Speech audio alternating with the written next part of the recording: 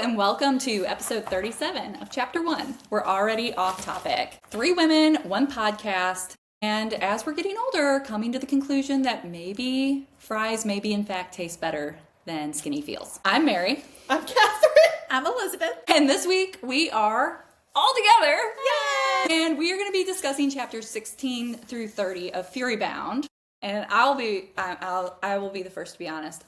So this, I don't know if y'all can see it, if you're actually on video and don't care to see our faces. That's where we were supposed to stop, and that's where I am. I have read a little ahead. In fact, I'm almost done. So I cannot be participating in unhinged theories. I want to say on the record that I'm where we're supposed to be. I am where we're supposed to be. And usually that is not the case. And usually my case is I just it was don't really know where to addictive. start. I should have bet you that money, Charlie. I was traveling. I needed to get ahead. That's fair. So I put it in my recap notes that there are some things that I know that y'all don't know. So it depends on if you want spoilers. No spoilers. Okay. We actually ended, I feel like, in a good place. Was it chapter 20? No. 15. 16 Yeah. to 30 to 30 is what we're covering. I'm just going back, sorry. Okay. So before we get started though, since we are all together, we also have been running around prepping for the Equinox chapter 2 and having some meetings, so nobody baked. Well, you baked earlier. So we do have... We have some chocolate chip muffins. One of them has a bite taken out of it from my son. And then we have some... good scones that we picked up from Cream and Vine. Shout out to Cream and Vine in Danville, Virginia. If you're ever there, you can get yourself some... What'd you pick? Cinnamon? Cinnamon. Because I had a feeling we would have, what kind of tea? Mary is going to be part of our little ritual, if I can get it over here. Cinnamon tea! Cinnamon tea with cinnamon scones. It's really good too. Okay. Yes. And we're coming to you from my couch instead of my kitchen table today. Live from Catherine's couch. Pre-recorded from Catherine's couch. Yeah. Yeah, that tea is fire, I'm not going to lie. I don't care if I didn't make it. Okay, sorry. I'm also going to note for the people who do watch the episodes, and there's you get like the little closed captioning. It is not fantasy friendly. So the spellings are and the guesses of what we're saying are sometimes a little Not correct. a little unhinged. And I apologize. I try to correct as much as I can, but sometimes it's not easy to do, and it doesn't really let you correct some of it. And so And some of it you might not know because just guesses. Best guesses. I think my favorite was when the episode I made pedophores, and actually the transcript thing just went full glitch, and the... Did it say pedophiles? Yeah, and I couldn't fix it at all. I was horrified. And those are the people like watching it and they can't turn up the volume, so all their choices are just reading and they're like, she made pedophile. Or if they're hearing impaired. God. So, like, surely that isn't correct. Sorry. Someone's on Google, like, does pedophile mean multiple things? So we left off last week at the coronation with the cliffhangers of the door slamming open. And that was it. That's all we got. We didn't know who came in. So as we started back in chapter 16, we learned right away, it's all of the direwolves, all coming to pay their respects to the queen. And as the ceremony continues, we discussed a little of this last week on accident, because Catherine and I actually did both read ahead last week. Just one chapter, though. I barely read ahead, and honestly, I'm going to be honest with you, I just skimmed it. And I didn't But realize... the stripper dancers apparently stood out. That stood out to me. Because when Because I reread chapter 16 and there were parts of it that I had not read. But for some reason, I guess that stood out. I don't know. My favorite was after all of this had happened. Elizabeth was like, she then started reading this next set of chapters, hit chapter 16, and she's like, y'all both read ahead. I thought I was losing my mind. I was like, where were the strippers? They were talking about it and I was just agreeing, like, yeah, what's sure, funny that is happened. you posted that video and you can see Elizabeth just like, I'm just gonna nod. I'm just like, okay, well, I just So assumed I don't even forgot. think either one of us realized. Because that I read on Sunday, so by the time we record, I'm like, maybe that did happen. maybe yeah. that did happen. Sure. Okay, coronation. All adorable. Coronation. But Back to the strippers. So we had a lot of kind of like old and weird traditions that they were going through that honestly just needed to probably die out, including those strippers. But Marin having them pay triple was hilarious. Yeah. Although she did ask Isabel to make sure that happened, so I don't know. That's a baller move. Oh my god, that is true. Horrible. But so the priestess ends up seeing Selah, who has the mother's necklace with that opal in it, and pulls a very Lord of the Rings impression, trying to snatch it away, basically saying that they're not worthy of having these items. And after that, Rude. very honestly don't like her. Not my favorite character. I feel like something's going on with her, but I don't know. So after that, there are some traditional toasts to the queen. Marin doesn't want to partake in the alcohol. Smooth move, very smart on her part, because Very smart. for multiple reasons. For multiple reasons. But also, like, you're surrounded by all these nobles. Like, I know I went to a work party for my husband, and I don't do well in social situations where I don't know people. And I partaked in a few... Partaken. I drunked multiple glasses of wine and was not the best choice. Had a whole conversation. She came to the bookstore and she was like, I'm mortified. What'd you talk about? She apparently so like it was trauma dumped a little bit. Well, not really. It was like my husband's like new. It was like it was when the merger was happening. So it was actually the guy that was going to become who my husband was, but like in his position, and he was asking about the horses because we have horses, and then he was like talking about how he's scared of horses, and I don't know why I decided to tell him every traumatic thing and injury I'd ever gotten from a horse in my life, and afterwards he looked mortified and was like, he's like, you're not helping, I'm never going near one, because I was like, no, they're not so bad, you should really try. Needless to say, don't partake in the alcohol during big important without events. Bread. It's true. So good. At the ball, we always provide Catherine with bread so she may partake in the alcohol with carbs. So bread in one hand, drink in the other. So Marin does not end up drinking hers, and Isabel drinks her glass instead, and immediately dies. Just starts choking. That was so sad. It was very sad. I was pretty horrified I by miss Thomason, her. though. Like I miss her.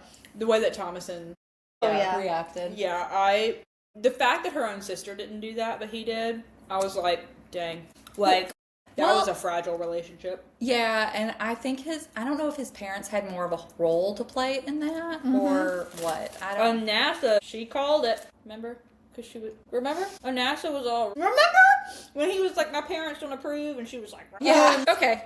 I'm picking up what you're putting down. So NASA, I'm like, I thought you were somehow calling it from book 1, and I'm like, I don't remember. No, shut. Okay, yes. I'm gonna be like, Anassa's always like, But remember, he was like, my parents don't approve, and she was like, grr. And then, like, do it again. grr. If there's ever a movie made of FuryBound, and a NASA comes on screen, that she doesn't have this deep, ferocious growl, that she's like, grr. Grr.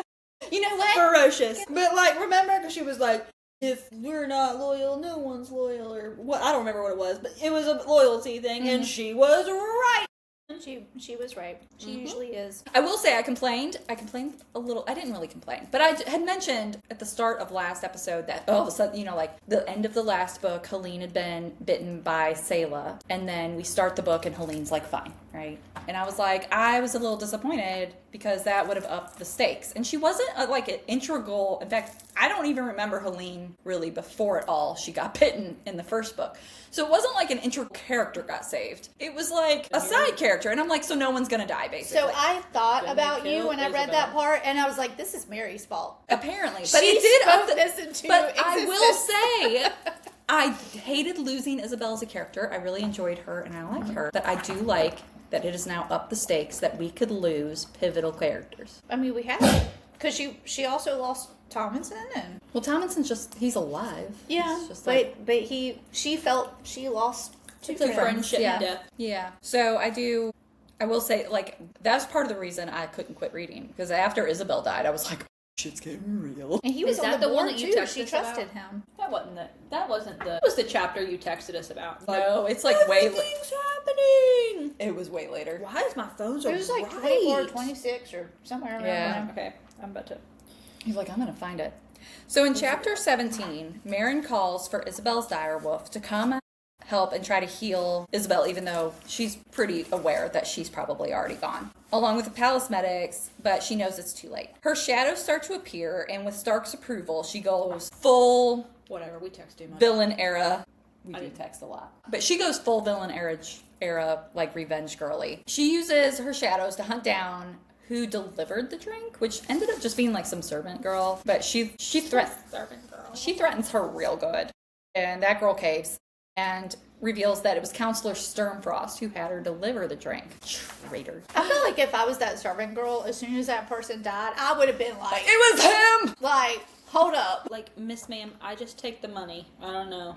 Like, someone says, I just "Hand do this as I'm girl told." a drink. I got the money. I don't know what to tell you. So Lord Sorry about your bad luck. Lord Sturmfrost, once confronted, goes very mustache-twirling villain evil guy and is like, who cares if someone died? I'm just doing what no one else would. And, long live King Killian. Well, it's not a long live for that dude.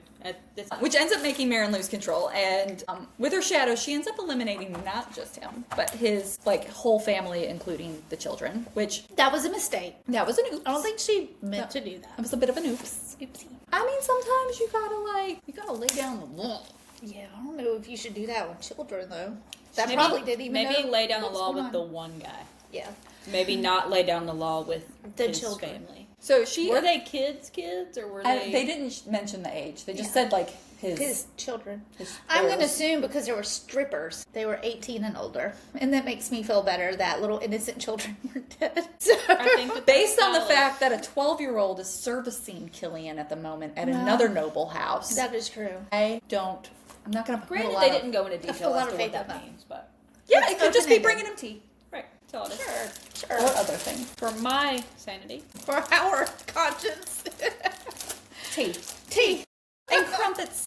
Or whatever the equivalent You of... were gonna say crumpets. I don't know why, but in my head I'm like, Mary's gonna say crumpets, and and then you said it. Tea and crumpets. So she immediately does feel guilty about that, but she knows she can't. She's going to come across as crazy if she doesn't in some way justify it. So she just basically makes this big speech about treason will not go unpunished and that she's going to defend herself and her people, which does seem to earn her the respect of the rest of the bonded that are in attendance. Not so much from the nobles, though. You good, Missy? Misty.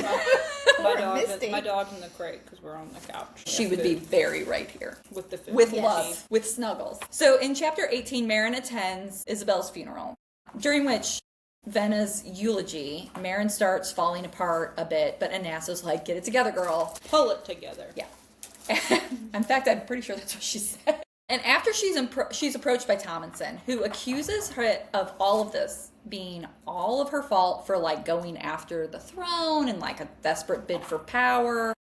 And his wolf growls at her, but Kratos jumps in, putting himself between them.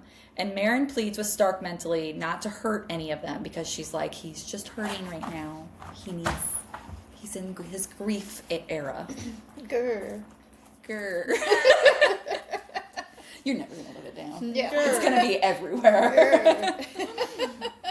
So Stark tries to get him to call off his wolf, but he doesn't listen until Aegith, who's now, because as you remember, She's alpha now. Meryn Alpha. stepped down as alpha and named Aegith as alpha. So Aegith's the new alpha, and she comes over and gives him an alpha command. And Meryn relieves him of all duties, smart, because you can't trust him anymore. Sends him home to heal. But she's super sad because, again, she's now lost Isabel to death, and she feels like she's also lost Tommenson as a friend as well. Meryn offers Venna to take a break as well, but of course Venna is like, she just needs something to keep her busy with her grief, which I very much understand, because I feel like doing things really can sometimes help some people through their grief. Otherwise, you just sit and you ruminate on it and you spiral and it just gets worse. Or if you stay busy and you feel like you're doing something, it takes your mind off of it. It allows you to get back to some sort of sense of normal. Sometimes it makes you feel like you're doing something good. So, at the next council meeting, she tells everyone she was wrong for how she handled Lord Sturmfrost and his family. And honestly, so Igor agrees and is kind of I like Igor, don't get me wrong. He's kind of mean about it. A little bit. If it was me, my feelings. And then would've been Sigurd hurt. comes in, it's like her one redeeming moment, and she's like, actually everybody loved it, and Igor's like, oh, okay. But he said he was ashamed of her. Just dig the knife in a little deeper, buddy. And then Meryn's like, you're promoted. Yeah. So after she names Igor, because they have to replace the Counselor of Sternfrost, so she names Igor as the Counselor of Sternfrost, which he immediately is like, I don't want it. But she's like, it's temporary till we find somebody else, but you're the best one for it. Maybe if you hadn't have been so ashamed, I would have let you stay. I'm just kidding. She's not that petty. But immediately he does step up to the plate. Yeah. And it does seem like a good role for him. Because It's he's kind of weird though, because he was this big. It's weird that he's just in this little tiny you don't really see her interacting with him other than these moments. Mm-hmm.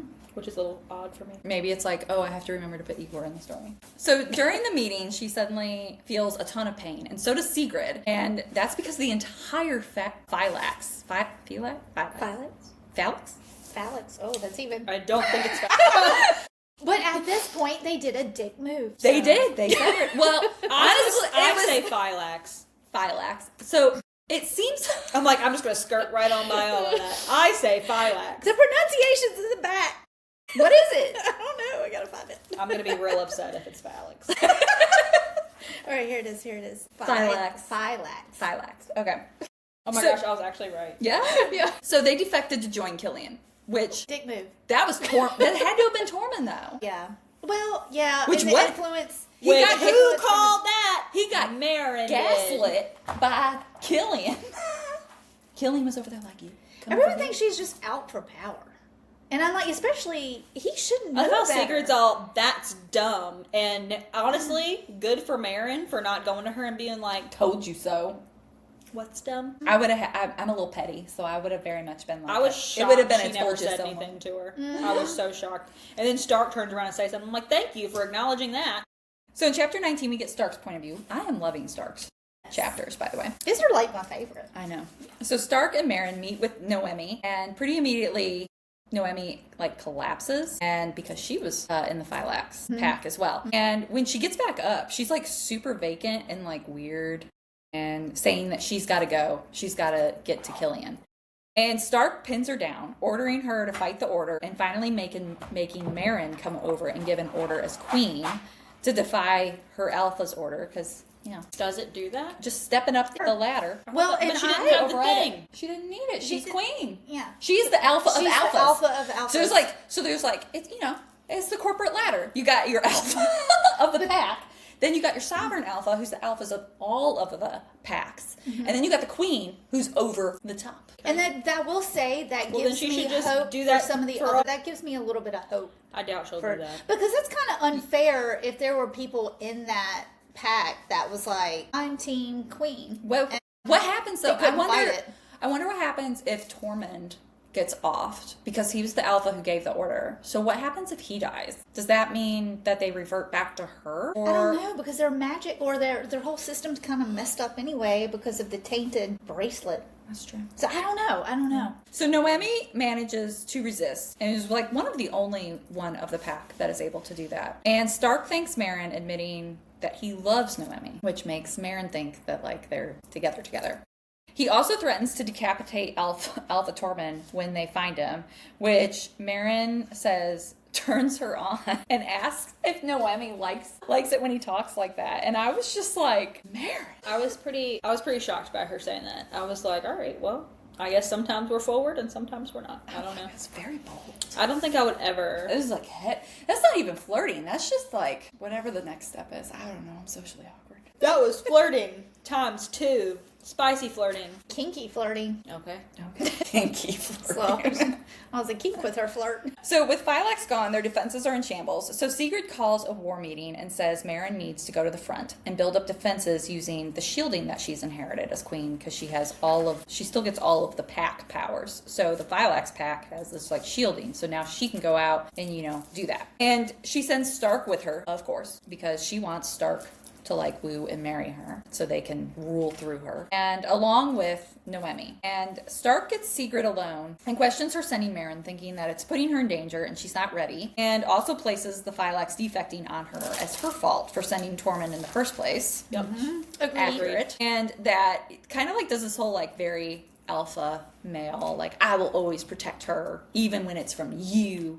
And especially when it's from you. yeah, and but Secret then, the interesting part was he mentions that he felt like she looked proud about it.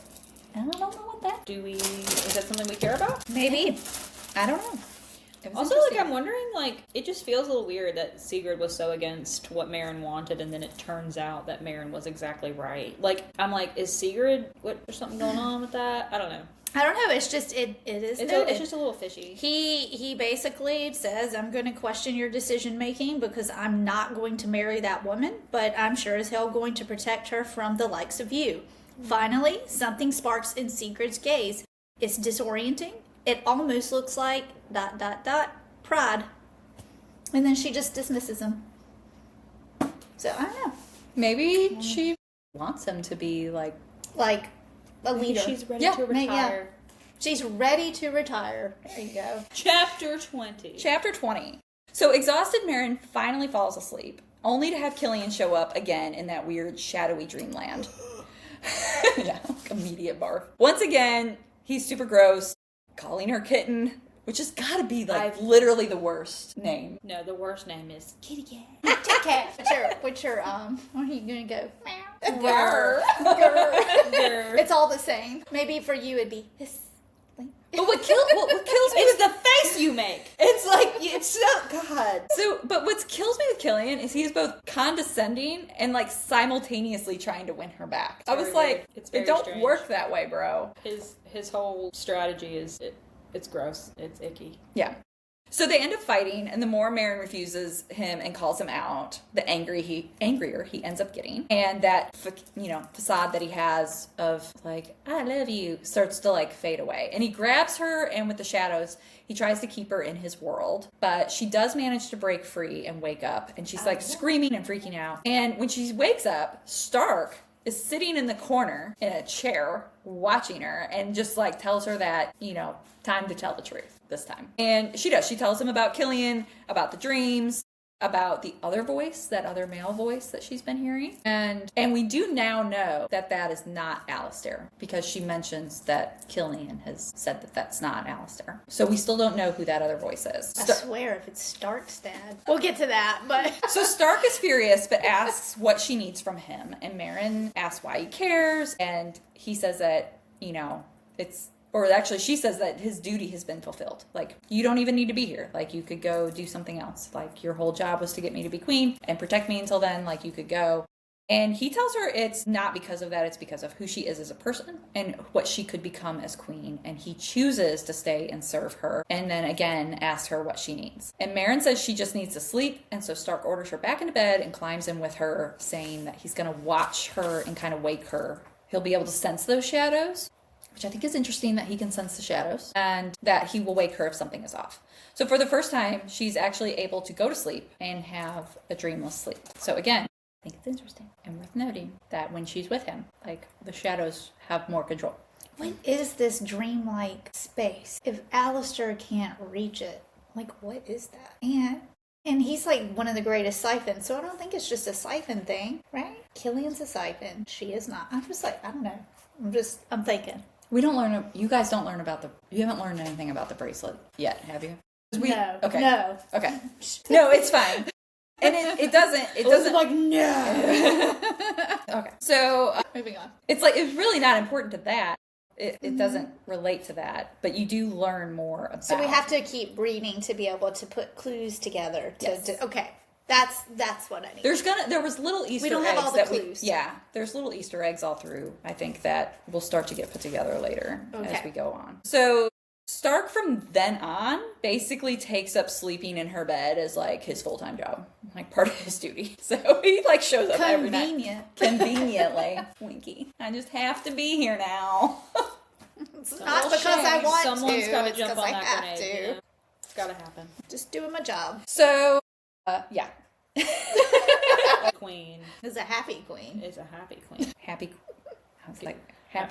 I was like happy wife, happy life rhymes, but happy queen, I couldn't think of anything fast. Happy queen, happy. Spleen? I'm over here like ping. That's probably more accurate. So they leave for the front. Marin, Stark, Venna, Noemi, and they end up bringing Sayla along with them too because they can't leave her behind. Someone, has to look after her. They could have left her behind. They should have left her behind. I'm not trying to be funny, but then none of the other stuff would have happened. But then no one would have been able to hunt for her. Never mind. I was going to say. I take it all back. Yeah, I'm like, she needed someone to look after her. They needed to hunt for her. It becomes important later that she went with. Yeah. So. Yeah. How old is she? 11. Okay, that makes more sense. I was having a hard time, like, with how she was reacting, and I was like, I couldn't remember how old she was, so I was having a hard time picturing She's little. her. She's very just mature for her age, reaction. though, I feel. Yeah.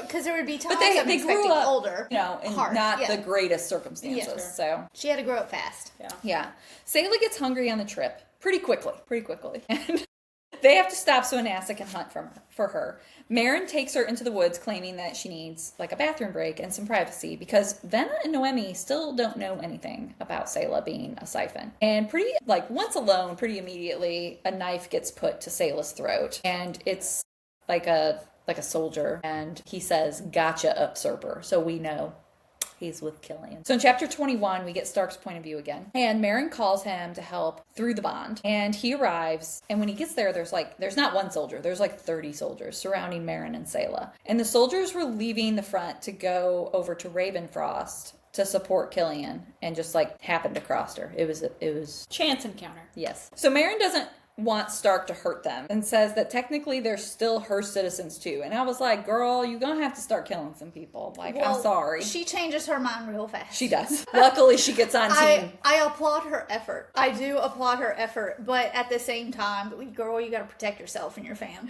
So I love that what sets her over the edge is they're like called her like a mad witch or a mad bitch or something. And she was like, okay, they can die now. So... because then Stark's like, can we finish this now? And she's like, yep. We done here? Yeah. So pretty quickly, the wolves and Venna and Noemi and Stark, mostly Stark though, start killing all of the soldiers. It doesn't take very long. And before Marin can stop her, Selah, at the end of this battle, Selah ends up feeding on one of the dead bodies. In a pretty gross way. Yeah, it was giving very The Walking Dead. I actually was like, she held out for longer than I was expecting. Like, she did good. She waited till everyone was dead. She did wait till it was over. Yeah. And then she was like, ooh, snack time. Honestly, if she had done it sooner. That was a lot of blood, and she's a brand new siphon. I mean, I was like, all right, girl. Maybe they should have turned her loose. And she's only 11. Isn't that creepy? Yeah. Can you imagine like a little 11-year-old? Grr. So, but Noemi and Venna are there because of the battle. And so they see her feeding, and they both look shocked and a little betrayed by the situation. Fair. So in chapter 22, Anassa offers for the wolves to dig the graves to bury the soldiers' bodies. And while they get to work doing that, Venna and Noemi confront Stark and Marin about Selah. Venna seems sad for Selah. Like, she does legitimately seem upset about what has happened to Selah, but she's more hurt by the fact that she was just never told anything and she'd been left out of the loop. Especially, I think it seems like her biggest thing was that she was put in danger by Marin. She feels like because she wasn't aware, she was doing these sign language lessons with Selah all the time. And so I feel like, she was like left alone with her, even though Marin does later tell her, like, you weren't really alone with her. We had Helene and Grigori. What did we decide his name was? Gregory? I've been saying Grigor. Okay. I don't know. I said Grigor. Basically, her little bodyguard people were there the whole time to try to keep her safe. But still, it was just the fact that she was never told. You know, and they're supposed to be very close friends. And that's I understand. Legit. That's legit. I do understand both sides. Yeah. And I really like later when Venna, like the next day we get to it, but when Venna talks to her and she's like, as a sister, actually it might have been here. I don't remember. It's right here. But like, she's like, as a sister, I completely understand. But as a friend, I'm a little pissed. And you know what? I get that. I know Venna was struggling with her emotions on that too, especially, if it were her sister, she would have done the same thing. And she knows it. She knows it. But at the same time, her safety was also in jeopardy. Yeah, so Noemi ends up offering for her and Venna to go ahead to Linfall, which was where they were like stopping next, to rest. And let Marin, Stark, and Selah catch up with them the next day. Basically, like, you guys stay over here, and we'll go over here for a minute. So Stark helps them set up camp in the woods, and Marin, using shadows, conceals them so that hopefully no more soldiers find them. Stark's clothes are conveniently covered in blood, so he has to take them all off and burn them. And Marin proceeds to drool over his body for like a hot minute until she sees that he's also covered in scars, which, of course, the wolves can heal those. So, like, he wouldn't have those scars. She starts putting the pieces together. She's like, you got those before you were bonded. And we get a very gender swapped, who did this to you? I know, I saw that and I was just like... And apparently it was his weapons trainer that his mom hired as a child. And again, Marin's putting the puzzle pieces together really fast, and she realizes his mother not only knew about it, but condoned it and is furious with her. And again, loses control of her shadows. What did she say? It was like, give me a name and I'll end them or something. I know, it was a big, yeah. This scene was kind of wild. I already did, princess. You can stand down. Who? I demand. She's like, give me a name and I'll erase it from the earth. earth, is what she said. Yeah. But then, That's okay. wild. But I then was like, she loses control of her shadows, right? And Stark just goes, stop it. And I'm like, this is giving, like, every husband whose wife is having, like, anxiety or panic attacks. And they're like, just calm down. Like, just relax. just relax. Just stop Everything's it. fine. Everything's fine. Don't worry about it. Oh gosh, James Raymond. Is that his middle name? Yeah. Oh, I didn't know that. Yeah, I call him Jamie Ray a lot. That's great. That's where that comes from. Learn something new. The more you know. So Anassa's the one who ends up calming her down because, you know, shockingly just saying stop it didn't cover it. But Stark says basically, like, don't feel sorry for him because it made him who he is. And he would be the villain for her. And she thinks about, like, what it would be like to kiss him and everything in that moment. And you get, like, a very will they or won't they moment. And then Sayla starts, like, coughing, like, hacking up a lung in the corner, which interrupts their little moment. And Stark tells them that they need to sleep. So the next morning they meet back up with Noemi and Venna. Everything's kosher, everybody gets reconciled, and they near the front, not so kosher because, like, there's smoke everywhere, like, it doesn't look good. So Maren starts tapping into the other bonded minds, like, it's like very lightly, she says, and she's like, and immediately got out because everyone was panicking and freaking out, and apparently the siphons were, like, overtaking the front lines. So in chapter 23, Maren takes Sayla to some tents that, like, house, like, the soldiers and the bonded during rest periods, and has her stay there to stay safe while she goes, you know, to the front. And she meets up with Sigrid in a command tent. And since everything has basically gone to shit, like, all the plans have changed. Because originally she was supposed to go there and just, like, do a shield somewhere, like, I don't know, over here somewhere. And instead, there's, like, this area over here, like Weisenstadt. And that does all of their farming, right? So, like, their wheat production, like, all their food, right? So if that gets attacked, which Sigrid had information that that's the plan, that it was getting attacked by a super powerful siphon general and multiple forces, that they were going to lose this area, lose the food, all their people were going to starve. No bueno. So, Grr. So, and also Sigrid tells her, like, there's, like, this whole exchange about, like, the blowback of the magic is also a problem. Like, it's continuing to happen. I will say, like I noted where I was in the book, I have no answers to that yet. So. Okay. Well, there's that. Yeah. So just keep a guessing. I don't know what's happening with that. So When's Maren, the third book coming out? yeah. Maren suggests using her foresight, which is one of her enhanced strategos powers that she got once she became queen, to decide what to do. And when she uses it, each path seems to only lead to, like, literally everyone dying. Death. Everybody dying. Until. The only one she sees that doesn't lead to that is her and Anassa facing them head on, herself, and then the siphons retreating, like, using her shadows. So Sigrid says no, since she lacks any control, and basically would probably kill all her own people along with the siphons. So she's like, let's not do that, maybe. But Maren actually grows a backbone and basically tells her she's doing it, she don't care, but she'll do it alone, and she'll just go out there by herself so that way she doesn't risk injuring anybody else. Sigrid is like, cool, that's great, take Stark. And she tells him that the Sovereign Alpha, since the Sovereign Alpha can shade bend, that because he's family, he will be protected. And Stark and Maren seem a little, like, weirded out by that. I will say, pay attention to this, because it's not what you think it is. Stark wakes up before dawn, and Maren goes to say goodbye to Sayla. She also realizes that the necklace with the opal in it, since her crown has the opal and her powers get super powerful, like, she's like, that necklace will probably be handy too. So she goes to use the necklace, like, asks Sayla if she can use it for the battle, and she takes it off, and, like, immediately Sayla goes full zombie and is like, I have to get to Killian. So she puts it back on her and is like, whatever you do, do not take this off. It made me think of that Family Guy episode when Meg was, like, the Russian sleeper cell. Do you remember that one? Keep going. And it, like, because, like, the thing was, gosh, that Italian family in the corner sure is quiet, or something like that. And then, like, someone said it, and then she was like, or something like that. And, but, like, all I could think of was her just. So in chapter 24, Maren is fretting about being able to call up her power when it comes time to head to the front, because she doesn't have great control over her power right now. But she does use her rifting magic to conceal them as they cross the battlefield. And when they finally reach, like, the outcropping of the first set of soldiers, they creep up silently and start killing several of them so they can't alert the others. And then as dawn breaks, Meryn drops all those like shadowy concealment, revealing themselves to the Siphon camp that they have now infiltrated. And then she's like, "Cover me, Stark!" And then nothing happens because she can't get her powers. The car was stalled.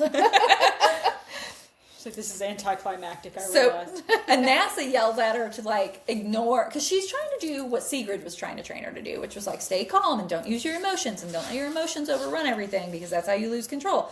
And she's like, you need to use your emotions. Like, let's get pissed about it. So the angrier she got, the more she could call up her shadows. And she just starts cycling and letting the anger take over. And pretty soon she's like very much losing control of the shadows and realizes it's kind of like an endless well. And as that control starts to slip, Stark reaches out to her and she reaches back and this link forms between them. And they can feel each other, they can see each other through each other's eyes, they can feel their desire for one another. And I'm like, war first, folks. Like, let's worry about the lust later. We got some siphons to kill. I did find that a little odd. I'm like, now is not the time. Y'all really have these moments at some really weird times. And Anassa does. These moments happen every Meryn day. is like, what is happening? What is this? And Anassa tells her it's not part of the wolves' mate bond. She doesn't understand it. She has no idea what it is. And with the link, she's able to share her power and her shadows, and she allows Stark to use them too. And hence, that's the artwork that we got in the back that we thought last That's week. what you all have. I do not have that. You do not have it. We do. I have a sexy scene. Ooh. Yeah, we got all of them. We got Stark and Meryn both on their wolves wielding shadows, which is why we thought that the Sovereign Alpha was going to die, and I actually thought Stark was going to kill her. Not completely off the table, though. It's still not off the table, but it does not mean that that's how he gets to use shadows. Right. So after that explosion of power from both of them, once it clears, everything is gone and still and silent, and they realize that they've killed basically the entire camp. And then further away, they see more forces mobilizing, and as they prepare to like do another round of deadly shadows, Anassa informs her that they are all retreating, which was what her vision was happening. And as the forces part, someone comes riding up carrying a white flag, which is General Ruby Navarro, who's representing King Lucian Brightbane. She's that very powerful Siphon general that Sigrid was informed was going to be leading these armies. And she informs him she's acting as ambassador to the king, and he is offering a ceasefire and says he wants to work together against their common enemy, which is Alistair Brightbane. They like brothers. Bum, bum, bum. The plot thickens. They are brothers. They're like, we actually don't mind you guys. We want Alistair. So in chapter 25, they meet at a country estate on the border and have their peace talks. And in exchange for a ceasefire, Meryn has to agree to travel to the city of Brightbane and meet with King Lucian. Anassa senses that while the general's a bit rude in describing their predicament, it's not a trap, and that the offer is genuine. So Meryn once again uses foresight before she makes a decision. And in that foresight to not go, she finds just assured destruction no matter what. But if she does go, she sees a sun, a crown that isn't hers, and blood dripping down a neck slowly. So while it's not perfect, it's definitely better than not going. But she worries that maybe something worse will happen further down than what her foresight can actually see. So the general gives her 24 hours to make a decision, and as a gesture of goodwill, she presents her with a gift and reveals her father, who has been thought to be dead for the last 11 years, who is now a Siphon. Which, honestly, this is the second gift she's gotten from a Siphon. Killian gave her sister as a Siphon, and now this bitch is giving her dad, who's now a Siphon. They give like really terrible gifts. Also, she got the bracelet. Now I'm questioning everything. Did her The mother Siphons even are die? over here like the best gift is more of us. Right. Like, did Killian turn her mother into a Siphon? Who knows? Probably not. No, because he didn't like her. But I'm just like, Her who's whole showing up? family Everyone tree. is supposed to be dead, and they're just Next they're thing you turning know- into Siphons. Siphons. Next thing you know, she's going to be a Siphon. Everyone's a I Siphon. don't know.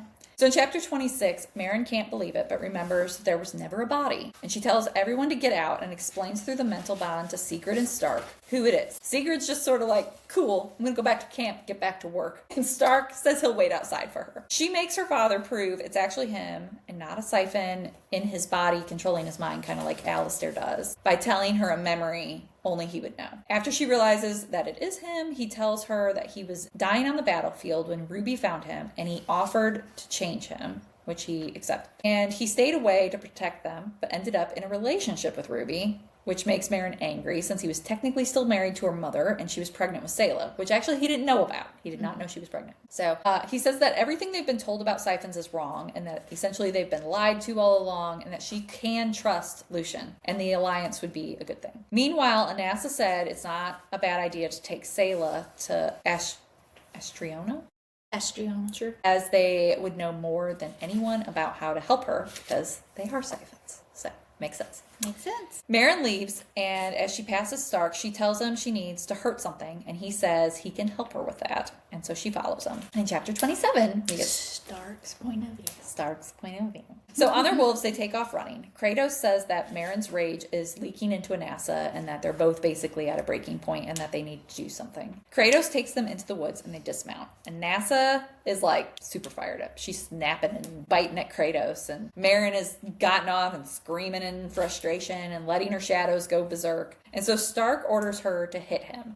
And when she resists, he says he will bend her over and spank her like the brat she is. Okay, I will say that line I was a little cringed. I was just like, okay. He says, like, or I'm like going that. to take you over my knee and spank you like the obstinate brat you are. I was like, once again, maybe not the moment for that. I did not care for that. Like, I'm not against the spanking, but maybe just like not right this second. Also, like the way. There are a few moments in this where I'm like, So they do end up fighting. First with magic, and then, like with fists and knives. And Marin she goes a little dirty, and she ends up going back to magic and like using it from like behind him to knock him down. And then Lifting and all that. Yeah, and then she pins him, and Stark grabs her waist and pulls her closer.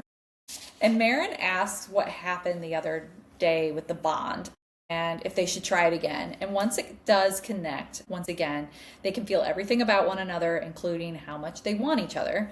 And Stark flips them over so he's on top, and he kisses her, which I was like, It just took a full book and a half. book and a half.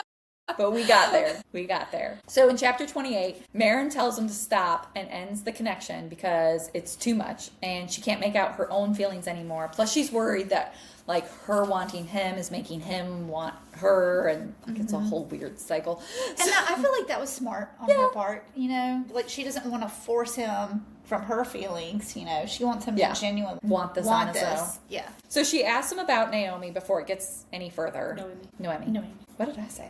Naomi. And he tells her that she's like a sister. And Marin asks him to be in control. And he tells her to spread her legs. So Stark ends up going down on her. And after that, instead of doing anything more, it never gets any further because he just tells her, because she's like ready to go. She's like, I'm ready. But he just tells her to lie back and ends up holding her until it's time to leave back in the morning to go back and get the Siphons their decision. But he's gone all quiet and broody. So Marin starts getting very in her head and like worried about that. I think that's fair. That is fair. You don't do that and get all weird about it afterwards. Come on. So in chapter 29, back at the war tent, Marin announces her decision to Sigrid and explains her reasoning. And much to her surprise, Sigrid actually agrees with her. And she suggests keeping one of theirs, like one of the Siphons that's important to them, to guarantee her safety. And Marin suggests Ruby. And it's really more as a slight to her dad than any sort of like political pick. That's also fair.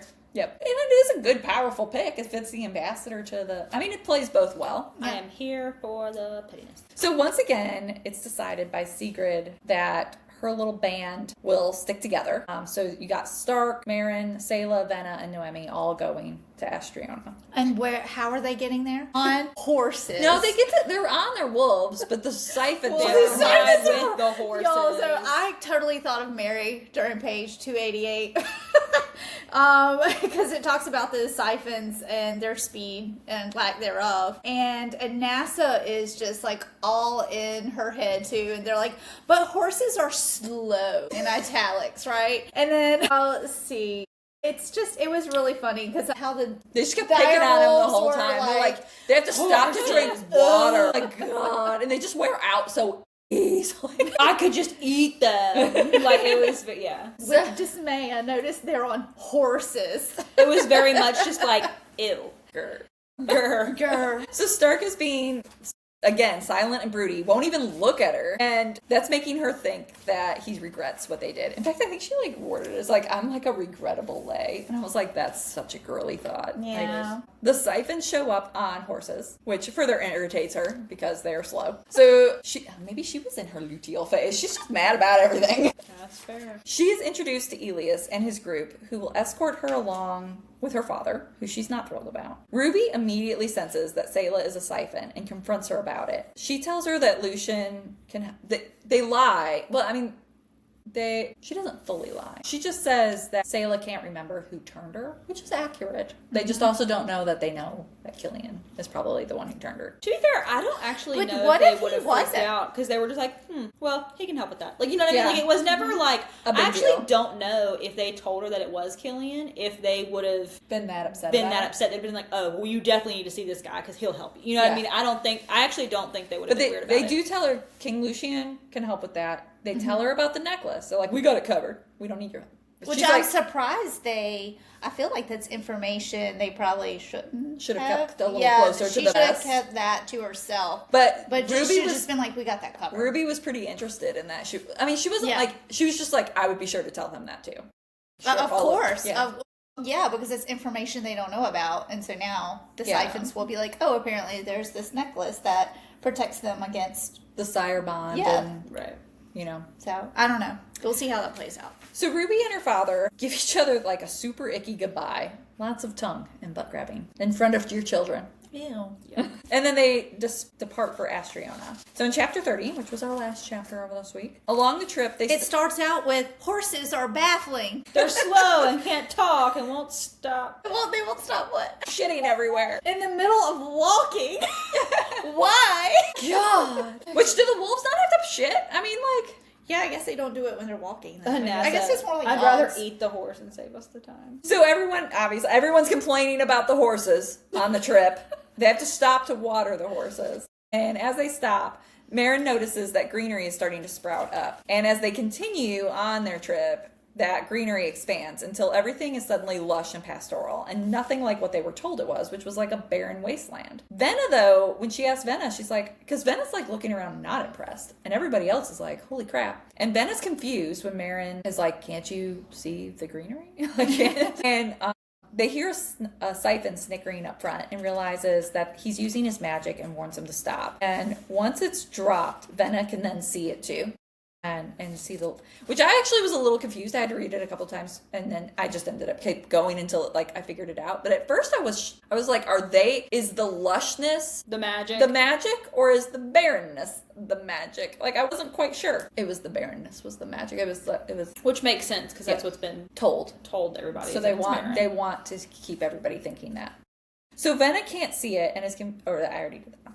So Kratos. one of them, Hanlon, was using that's the siphon that was using his illusion magic. And angry at their deceit, Marin turns. But before she can even do anything, Kratos rips Hanlon's arm off. Which I felt was maybe And a little... eats It's a it. little extreme. I was a little surprised by that. I'm I like, was diplomatic mission, Kratos. by that.